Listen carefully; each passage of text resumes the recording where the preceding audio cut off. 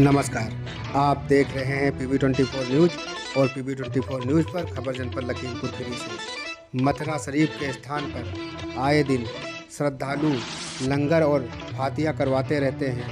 मस्तान बाबा में उनकी अपार श्रद्धा के मद्देनज़र आज राष्ट्रीय मुस्लिम मंच के प्रांत संयोजक शेर अली खान ने एक मीटिंग का और लंगर का आयोजन किया, जिसमें पदाधिकारी नियुक्त किए गए और उनका माला डालकर स्वागत किया गया। आइए जानते हैं मुस्लिम समाज को लेकर शेर अली खान क्या बोले। सबसे पहले तो आपका बहुत बहुत स्वागत है मेरे चैनल पे। और मैं जानना चाहूँगा आपका परिचय सबसे पहले आप दें। नमस्कार, अस्सलाम वालेकुम। मैं शेर अली खान, प्रांत संयोजक मुस्लिम राष्ट्रीय। मैं आपसे जानना चाहूँगा, मुस्लिम राष्ट्रीय मंच जो भाजपा की ही एक ब्रांच है, एक शाखा है, उसके उद्देश्य क्या क्या हैं और मुस्लिम राष्ट्रीय मंच क्यों बनाया गया?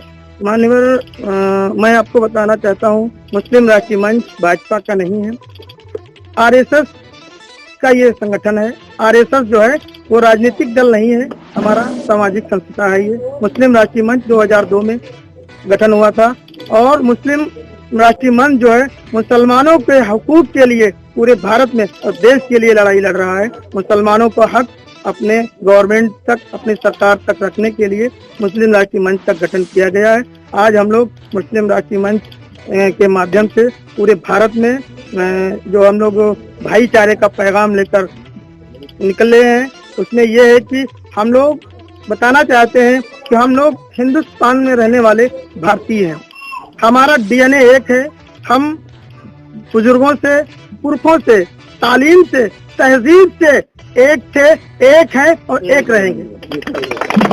कुछ देर पहले आप मुसलमानों की तालीम को लेकर बात कर रहे थे। मैं जानना चाहूँगा कि मुसलमानों की तालीम के मुतालिक आपके संगठन ने अब तक किसी स्कूल, किसी कॉलेज या क्या किया है, थोड़ा सा इसके बारे में रोशनी। हमारी संगठन जो है सामाजिक संस्था है और मुसलमानों के लिए मतलब बड़े पैमाने पर सर्वप्रथम हमारे जितने भी प्रोग्राम होते हैं कुरान करीम की आयत से शुरू होते हैं और राष्ट्रीय गान के बाद जो है समापन होते हैं। एक दुआ हम लोग हमारी मुस्लिम राष्ट्रीय मंच ने बनाई है, उस दुआ को भी हम लोग पढ़ते हैं, जहाँ पे हमारा मुस्लिम राष्ट्रीय मंच का बैनर लगा होता है।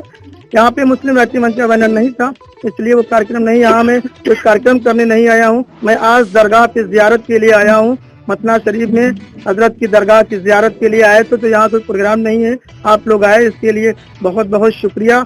और मीडिया बंधुओं से और अपने साथियों से कहना चाहता हूँ कि मुस्लिम राष्ट्रीय मंच ने जो है सबसे पहला अगर कदम कोई उठाया है तो जिस प्रोग्राम में कहता तो आधी रोटी खाएंगे, बच्चों को पढ़ाएंगे। तालीम जिंदगी के लिए, जिंदगी वतन के लिए। हमारा कहना है कि आप अपने बच्चों को पढ़ाइए। Education is the must.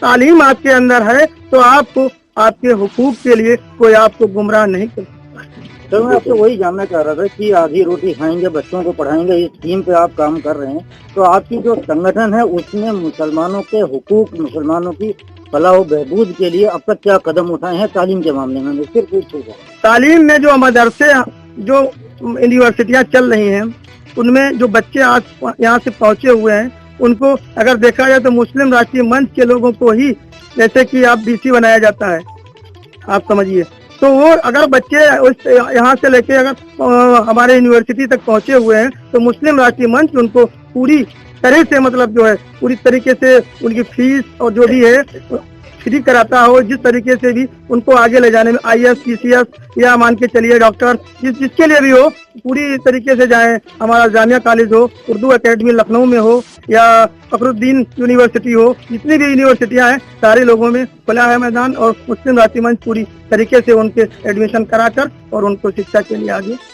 इसके अलावा आपके और क्या क्या प्रोग्राम्स आपने कुछ बनाए होंगे फ्यूचर में मुसलमानों के लिए? हाँ, उसकी भी जानकारी देंगे। मुसलमानों के लिए फीचर्स तो बहुत सी स्कीमें हैं मुसलमानों के लिए।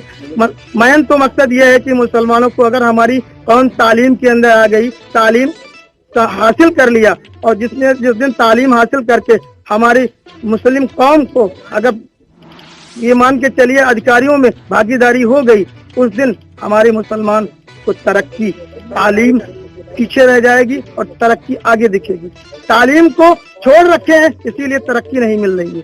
तालीम अगर होती तो तरक्की जरूर मिलती। तरक्की नहीं मिल रही है सिर्फ कि हमारे पास तालीम नहीं है, लोग गुमराह कर देते हैं। सरकारें आई, 70 सालों में हम लोगों को लूटा गया, हमारी कौम को लूटा गया, गुमराह कर दिया गया कि आप फलां साथ में जाएंगे आपको बर्बाद कर दिया जाएगा।